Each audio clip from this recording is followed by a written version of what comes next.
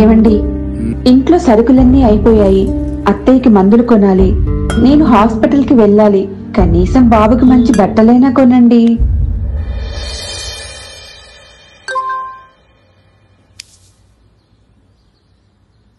ఇప్పుడే డబ్బులు పడ్డాయి. సాయంత్రం అన్ని కొనుక్కొని వస్తా.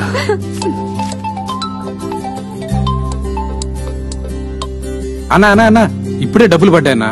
10 నిమిషాల్లో వచ్చి ఇచ్చేస్తా. ఓకే అన్నా. Full tank 800. 800? నిన్న 500 కదా. పక్క రాష్ట్రం వచ్చేవాడన్నా. డబ్బులు ముందు. ఏంటి మేడం, ఎప్పుడు కరెంటు బిల్లు 600 వచ్చేది, ఈసారి 1800 వచ్చింది. కొద్ది చూడండి మేడం. కర్మరా నాయన.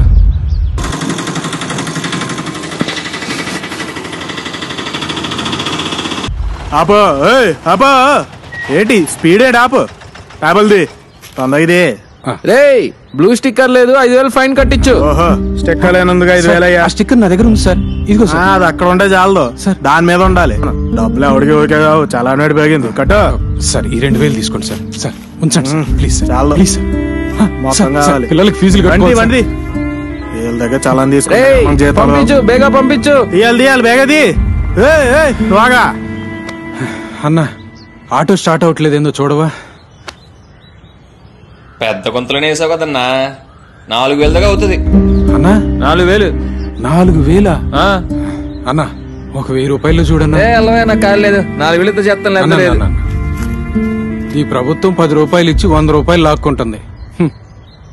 ఆశపడి ఓటేశాం, నిరాశకే అంకితం అయిపోయాం.